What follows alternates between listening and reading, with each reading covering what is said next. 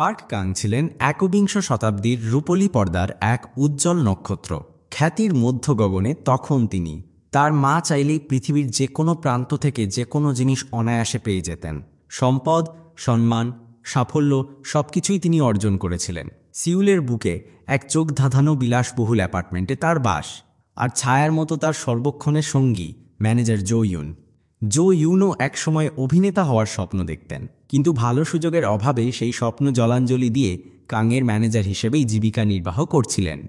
কাংয়ের যাবতীয় কাজের পরিকল্পনা, সময়সূচি সবকিছুর দায়িত্ব ছিল তার কাঁধে। সেদিনই এক বর্ণাঢ্য চলচ্চিত্র পুরস্কার বিতরণী অনুষ্ঠানে কাং উপস্থিত হয়েছিলেন। মঞ্চে যখন সেরা পুরুষ অভিনেতার পুরস্কার তার হাতে তুলে দেওয়া হলো, করতালির শব্দে মুখরিত চারপাশ।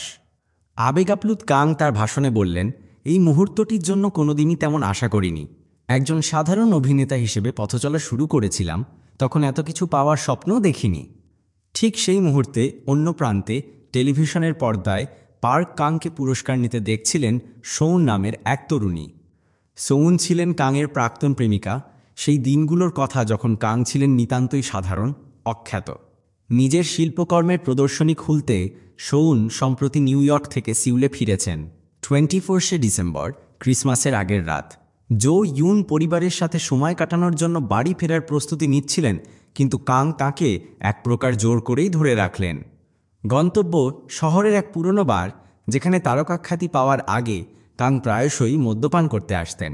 পুরনো দিনের স্মৃতিচারণে মগ্ন হলেন দুজনে। জো ইউন ভাবছিলেন, কত বছর আগের কথা, তারা দুজনেই তো একসাথে অডিশন দিয়েছিলেন সেবার। কিন্তু ভাগ্যদেবী সুপ্রসন্ন হয়েছিলেন কাংয়ের প্রতি। তিনি অডিশনে নির্বাচিত হয়ে আজ বিখ্যাত অভিনেতা। আর জো ইউন, তিনি অভিনয় ছেড়ে কাংয়ের ম্যানেজার। দীর্ঘশ্বাস ফেলে ভাবলেন, যদি সেদিন কাং অডিশনে সুযোগ না পেত, তাহলে হয়তো আজ সৌনের সাথে আমার একটা সুখের সংসার থাকত। কাংয়ের মনেও তখন অন্য স্মৃতি। ঠিক 10 বছর আগে এই বাড়িই তো সৌনের সাথে তার তীব্র মনোমালিন্য হয়েছিল, যার পরিণতি ছিল বিচ্ছেদ। কাং তার অভিনয়ে জীবনের স্বপ্নে বিভোর হয়ে এগিয়েছিলেন, আর সৌন পাড়ি জমিয়েছিলেন নিউ ইয়র্কে শিল্পের টানে। বার থেকে বেরিয়ে কাং চাইলেন জো ইউন আরও কিছুক্ষণ তার সঙ্গে অন্য কোনো বারে কাটান, কিন্তু ক্রিসমাসের আগের রাত, তাই জো ইউন আর রাজি হলেন না। কাংকে একটা ট্যাক্সিতে তুলে দিয়ে তিনি বাড়ির পথে রওনা দিলেন। ট্যাক্সিতে বসে মদ্যপ কাং ড্রাইভারের সাথে এলোমেলো কথা বলতে শুরু করলেন। ক্রিসমাসের আগের রাতে এমন একজন তারকাকে যাত্রী হিসেবে পেয়ে ড্রাইভার নিজেকে ভাগ্যবান মনে করছিলেন। তিনি বললেন, স্যার, আপনার তো কোনো অভাব নেই। একজন মানুষ জীবনে যা যা চাইতে পারে সবই তো পেয়েছেন। নিশ্চয়ই খুব সুখী আপনি। ম্লান হেসে কাং উত্তর দিলেন, আপনি কি জানেন আমার ভেতরে কি চলছে? ড্রাইভার কিছুক্ষণ চুপ থেকে ধীরে সুস্থে বললেন, স্যার, আসলে ধনী আর বিখ্যাত হলেই যে জীবনে সুখ আর শান্তি আসবে এমন কোনো নিশ্চয়তা নেই। হঠাৎ ট্যাক্সি ড্রাইভারটি যেন ক্যাংয়ের মনের কথাই পড়তে পারছিল। সে এমন এক অদ্ভুত প্রশ্ন করে বসল, যার আপাত দৃষ্টিতে কোনো মানেই হয় না। জিজ্ঞেস করল, ক্যাংকে যদি অতীত বদলানোর সুযোগ দেওয়া হয় তাহলে সে কি করবে? ড্রাইভারটি এমনভাবে কথা বলছিল যেন সে জানে ক্যাং বহুদিন ধরেই তার অতীত নিয়ে আক্ষেপে পুড়ছে, আর সেই ভাবনাকেই বাস্তবে রূপ দিতে সে সাহায্য করতে পারে এমন ইঙ্গিতও দিল। পরদিন সকালে যখন ক্যাংয়ের ঘুম ভাঙল, সে নিজেকে আবিষ্কার করল এক অচেনা বাড়ির কাঠের মেঝেতে। সম্পূর্ণ বিভ্রান্ত ক্যাং উঠে বসতেই দুটি ছোট ছোট বাচ্চা ছুটে এসে তাকে বাবা বলে জড়িয়ে ধরল। হতবাক ক্যাংয়ের বিস্ময় আরও বাড়ল যখন সে তার জীবনের দীর্ঘদিনের হারানো ভালোবাসাকে সামনে দেখতে পেল। স্যাইয়ন তার স্ত্রী ক্যাংকে বোঝানোর চেষ্টা করল যে এটাই তার নিজের বাড়ি, আর ওই সন্তান দুটিও তাদেরই। স্যাইয়ন ভাবল, গতরাতে ক্যাং হয়তো একটু বেশিই মদ্যপান করেছিল, তাই এখনও তার ঘোর কাটেনি। সকালের এই আকস্মিক পরিবর্তনে ক্যাং তখনও কিংকর্তব্য বিমূঢ়। সে তার বন্ধু জো ইউনের সাথে যোগাযোগের আপ্রাণ চেষ্টা করল, কিন্তু কোনোভাবেই তাকে পেল না। অগত্যা ক্যাং তার পুরনো অ্যাপার্টমেন্টের দিকে রওনা দিল। অ্যাপার্টমেন্ট বিল্ডিংয়ে ঢোকার সময় নিরাপত্তারক্ষী তাকে আটকালেন, কারণ ক্যাং সেখানকার পরিচিত বাসিন্দা নয়। ক্যাং কোনো ক্রমে লিফটে করে তার পুরনো ফ্ল্যাটের দরজার সামনে পৌঁছে চাবি দিয়ে তালা খোলার চেষ্টা করল, কিন্তু তালা খুলল না। হঠাৎ ভেতর থেকে দরজা খুলে গেল, আর এক অপরিচিত লোক বেরিয়ে এল। ক্যাং ভাবল তার ফ্ল্যাটে নির্ঘাত চোর ঢুকেছে। সে জোর করে ভেতরে ঢোকার চেষ্টা করতেই তুমুল হট্টগোল শুরু হয়ে গেল। খবর পেয়ে নিরাপত্তারক্ষীরা ছুটে এসে ক্যাংকে ধরে ফেলল। পরিস্থিতি আরও ঘোলাটে হলো যখন ফ্ল্যাটের বর্তমান মালিক ক্যাংকে তার স্ত্রীর প্রেমিক বলে সন্দেহ করল। থানায় নিয়ে যাওয়ার পর ক্যাং উত্তেজিতভাবে বোঝানোর চেষ্টা করল যে সে একজন বিখ্যাত অভিনেতা, কিন্তু উপস্থিত কেউই তাকে চিনতে পারল না। পুলিশ তাকে জানাল ওই অ্যাপার্টমেন্টটি আদতে তার নয়। পুলিশের ডাটাবেস ঘেঁটে দেখা গেল সেখানে ক্যাংয়ের নামে কোনো ফ্ল্যাটের উল্লেখ নেই। ক্যাং স্তম্ভিত হয়ে গেল। এক রাতের ব্যবধানে সে তার সব কিছু হারিয়ে ফেলেছে। এমন সময় স্যাইয়ন থানায় এসে হাজির হলো ক্যাংকে ছাড়িয়ে নিতে। ক্যাং আরও অপ্রস্তুত হয়ে গেল। স্যাইয়ন পুলিশকে জানাল যে সে ক্যাংয়ের স্ত্রী, কিন্তু ক্যাং জোর গলায় বলল, না, ও আমার স্ত্রী হতেই পারে না। এই কথায় স্যাইয়ন প্রচণ্ড রেগে গেল। তার মনে হলো ক্যাং হয়তো বিবাহ বিচ্ছেদ চাইছে। পুলিশ স্যাইয়নকে আড়ালে ডেকে বলল, আপনার স্বামী বোধহয় মানসিকভাবে কিছুটা বিপর্যস্ত। উনি নিজেকে বিখ্যাত অভিনেতা বলে দাবি করছেন। অবশেষে দুজনে বাড়ি ফিরে এল। ক্যাংয়ের মাথায় তখনও ঘুরপাক খাচ্ছে সে কি সত্যিই বিবাহিত। স্যাইয়ন তার স্বামীর এই অদ্ভুত আচরণে এবং বারবার তাদের সম্পর্ক নিয়ে প্রশ্ন করায় অত্যন্ত বিরক্ত ও হতাশ হয়ে পড়েছিল। হঠাৎ ক্যাংয়ের গালে কষে একটা থাপ্পড় মারল সে, যেন এই আচ্ছন্নতা থেকে তাকে বাস্তবে ফিরিয়ে আনতে চাইছে। ঠিক সেই মুহূর্তে ক্যাংয়ের দৃষ্টি পড়ল রাস্তা দিয়ে চলে যাওয়া একটা ট্যাক্সির ওপর, আর সঙ্গে সঙ্গেই তার মনে পড়ে গেল আগের রাতে সেই রহস্যময় ট্যাক্সি ড্রাইভারের কথা, যার সঙ্গে কথা বলার পরই তার জীবনে এই ওলটপালট ঘটেছে। তার মনে পড়ল কিভাবে সে ট্যাক্সিতে উঠেছিল, ড্রাইভারের সাথে অদ্ভুত সব কথাবার্তা হয়েছিল, আর তারপর জ্ঞান হারালে এই বাড়িতেই নিজেকে আবিষ্কার করে। ক্যাং উত্তেজিতভাবে স্যাইয়নকে সবটা বলতে গেলে সে আবার তাকে ধমক দিয়ে থামিয়ে দিল।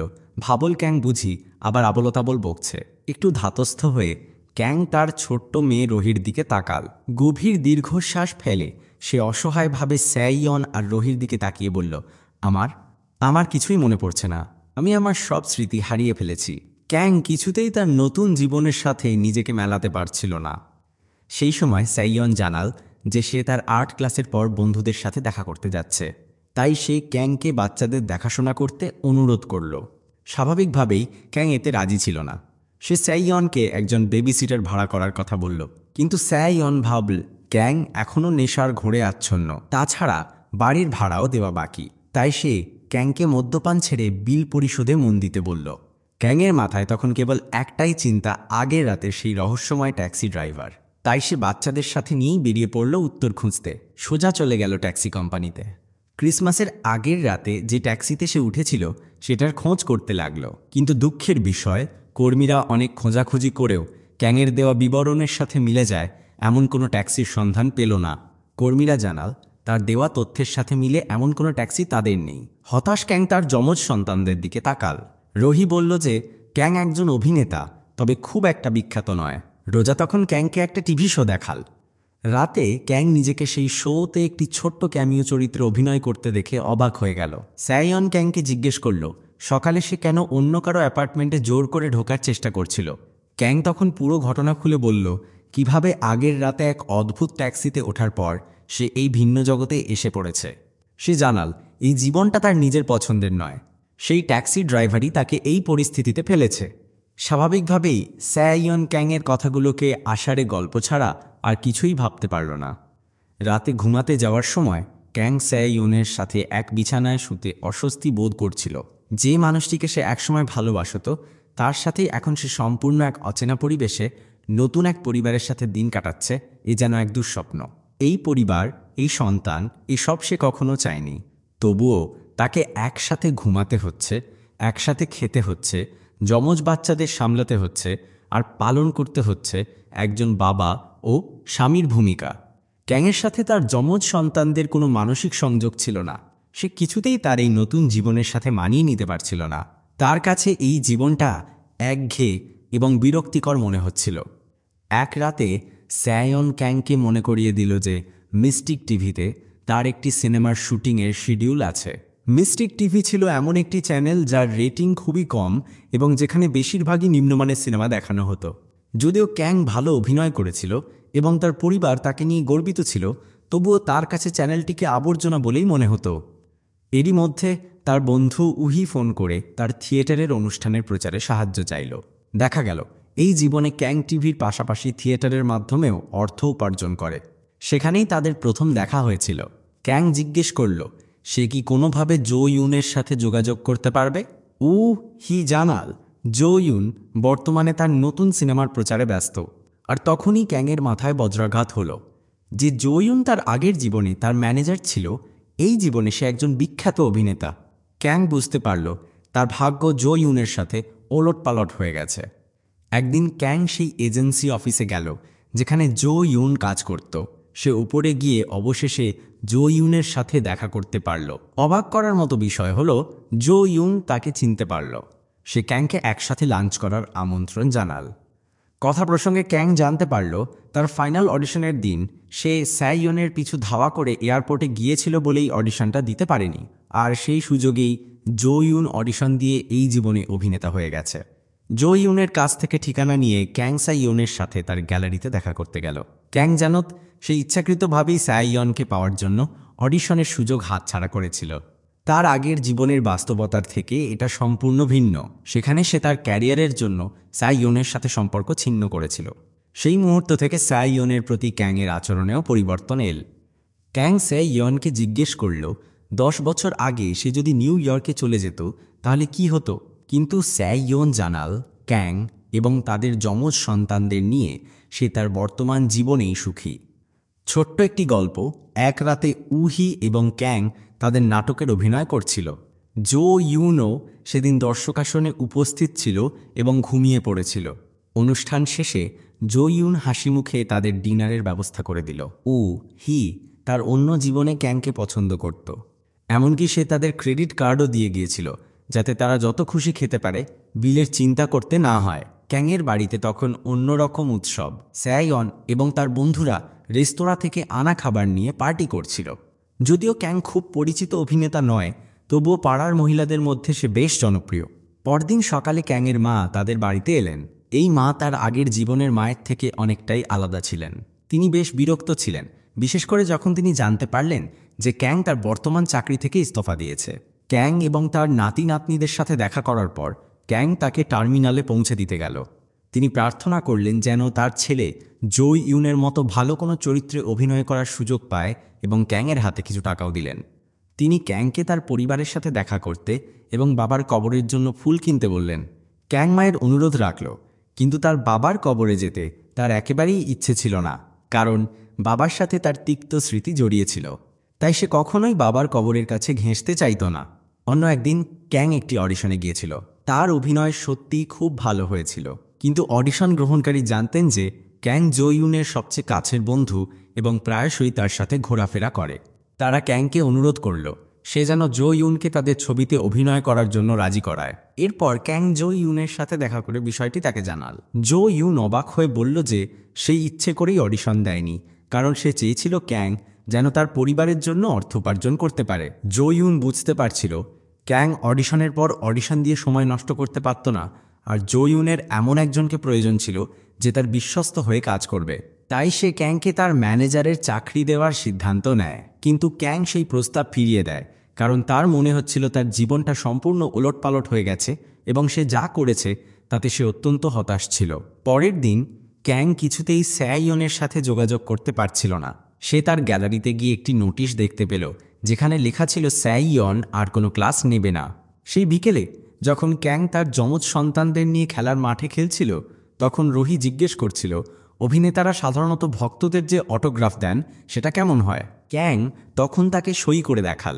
রোহি মনে মনে প্রার্থনা করল একদিন তার বাবাও যেন বিখ্যাত অভিনেতাদের মতো অন্যদের অটোগ্রাফ দিতে পারে। হঠাৎ একা খেলতে খেলতে রোজা দুর্ঘটনায় পড়ল। তারা দ্রুত তাকে হাসপাতালে নিয়ে গেল। কিছুক্ষণ পরেই স্যাইয়ন সেখানে এসে পৌঁছাল। তখন জানা গেল সে একটি সুবিধার দোকানে কাজ করত। ক্যাং রেগে গেল, কারণ স্যাইয়ন তাকে কিছুই জানায়নি। পরিবারের প্রধান হিসেবে ক্যাং তার এটিএম কার্ড পরীক্ষা করে দেখল তার অ্যাকাউন্টে কোনো টাকাই নেই। ক্যাং নিজের ওপর আরও হতাশ হয়ে পড়ল, কারণ গত 10 বছরে সে কিছুই করতে পারেনি। উপায়ন্তর না দেখে সে জো ইউনের ম্যানেজার হিসেবে কাজ করার প্রস্তাব গ্রহণ করতে বাধ্য হল। জো ইউনের ম্যানেজার হিসেবে কাজ শুরু করার পর ক্যাং তার অভিজ্ঞতা দিয়ে সব কিছু সামলাতে লাগল। সে শুটিংয়ের সময়সূচি তৈরি করা থেকে শুরু করে পাপারাজ্জিদের হাত থেকে জো ইউনকে বাঁচানোর সব কিছুই দক্ষতার সাথে করতে লাগল। এমনকি সিনেমার বা বিজ্ঞাপনের পারিশ্রমিকের ব্যাপারেও ক্যাং জো ইউনকে পরামর্শ দিতে দ্বিধা করত না। ক্যাং তার 10 বছরের অভিজ্ঞতা কাজে লাগিয়ে জো ইউনকে আরও বেশি অর্থ উপার্জনে সাহায্য করতে লাগলো। মাঝে মাঝে ক্যাং জো ইউনকে স্ক্রিপ্ট পড়তেও সাহায্য করত। স্ক্রিপ্ট পড়তে পড়তে ক্যাং আবেগে ভেসে যেত, কারণ তার আগের জীবনে সে বহুদিন কোনো স্ক্রিপ্ট পড়েনি।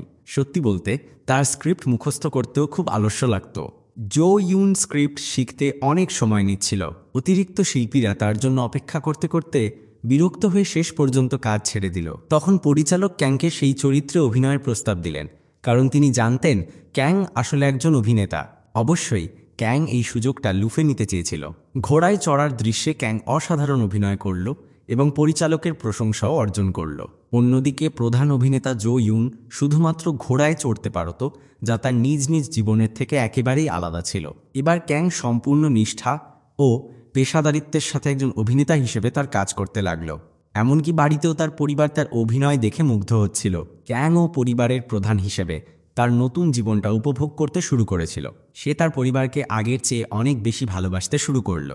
তার জীবন আগের চেয়ে অনেক ভালো হয়ে উঠেছিল। সে এখন আরামে খেতে পারত, সময় মতো বিল পরিশোধ করতে পারত, কারণ তার আয় ইতিমধ্যেই স্থিতিশীল হয়ে গিয়েছিল। কিন্তু এই পরিবর্তনগুলো স্পষ্টতই স্যা ইউনের নজরে পড়ছিল, বিশেষ করে যখন ক্যাং তাদের জো ইউনের দেওয়া অ্যাপার্টমেন্টে নিয়ে গেল, যা জো ইউন তাদের থাকার জন্য ধার দিয়েছিল। স্যা ইয়ন এই পরিকল্পনায় রাজি ছিল না। তার মনে হচ্ছিল টাকা যেন ক্যাংকে পুরোপুরি বদলে দিয়েছে। ক্যাং তাদের পুরনো ছোট বাড়িটা ভুলে যেতে এবং ছেড়ে দিতে চাইছিল, যেখানে তাদের সব কিছু শুরু হয়েছিল। যমজ সন্তানদের সাথে জড়িয়ে থাকা অসংখ্য স্মৃতি এই বাড়ির সাথে। স্যা ইয়ন এই বাড়ি ছেড়ে গিয়ে সেই স্মৃতিগুলো হারাতে চায়নি। অন্যদিকে ক্যাং কেবল তার স্ত্রী এবং সন্তানদের জন্য সেরাটাই দিতে চেয়েছিল। কিন্তু দুর্ভাগ্যবশত ক্যাং এখনও তার আগের জীবনের মতোই স্যা ইয়নের সাথে বোঝাপড়ায় ব্যর্থ হচ্ছিল। তাদের যা ছিল তা যেন আর গুরুত্বপূর্ণ ছিল না। ফলে প্রায় রাতেই তাদের মধ্যে তর্ক শুরু হতো।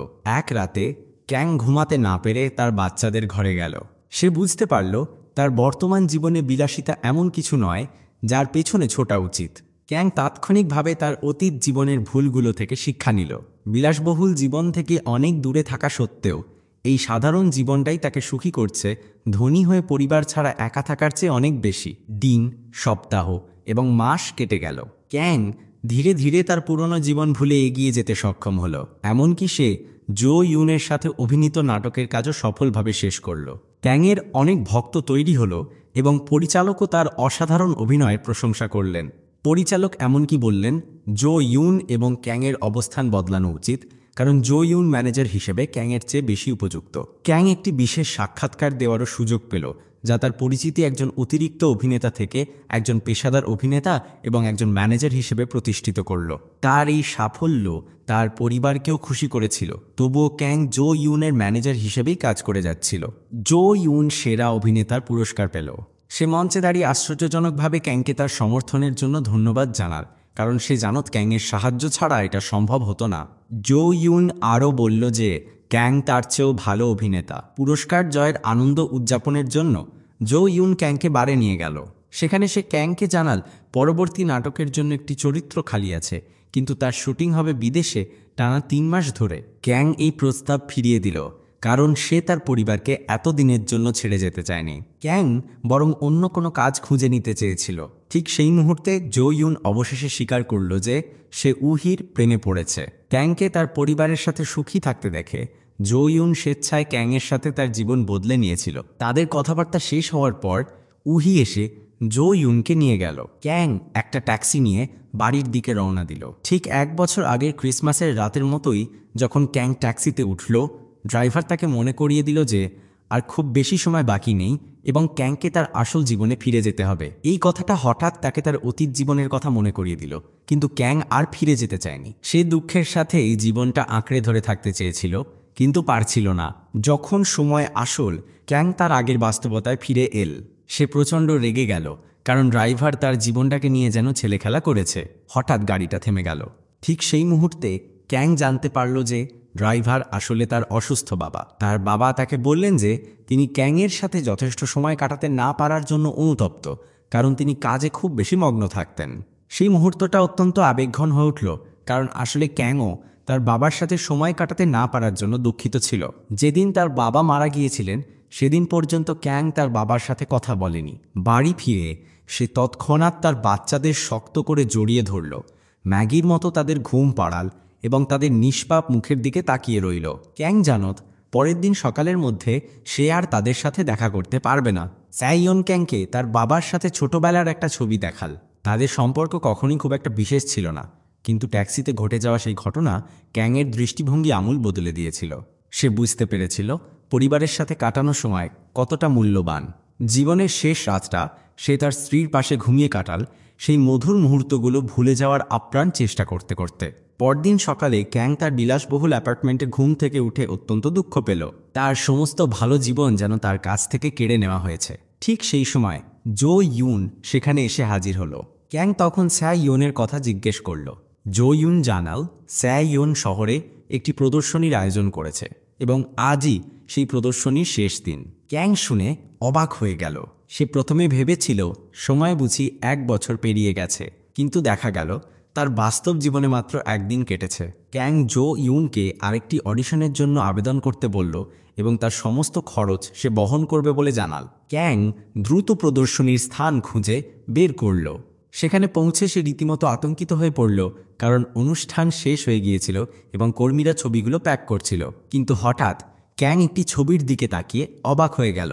সে চিনতে পারল এটা সেই বাড়ির ছবি যেখানে সে তার স্বপ্নে থাকত। ঠিক তখনই স্যাইয়ন সেখানে এসে হাজির হলো। সে জিজ্ঞেস করল ক্যাং কেন সেখানে এসেছে।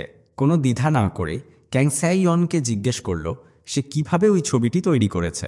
এরপর ক্যাং স্যাইয়নকে এমন একটি জায়গায় নিয়ে গেল যেখান থেকে স্যাইয়নের আঁকা ছবির বাড়িটি স্পষ্ট দেখা যায়। ক্যাং অবশেষে বুঝতে পারল যদিও সেটা একটা স্বপ্ন ছিল, তবুও সেটাই ছিল তার জীবনের সবচেয়ে সুখের মুহূর্ত। 2 বছর কেটে গেল। ক্যাং অবশেষে স্যাইয়নকে বিয়ে করল। তাদের যমজ সন্তানও হলো, যাদের নাম রাখা হলো রোহি এবং রোহা। স্বপ্নের সন্তানদের মতোই, কিন্তু এই বাস্তবতা সম্পূর্ণ ভিন্ন। এবার সে শুরু থেকেই স্যাইয়নের সাথে তার জীবন কাটাবে, কোনো আক্ষেপ বা ভুল বোঝাবুঝি ছাড়াই।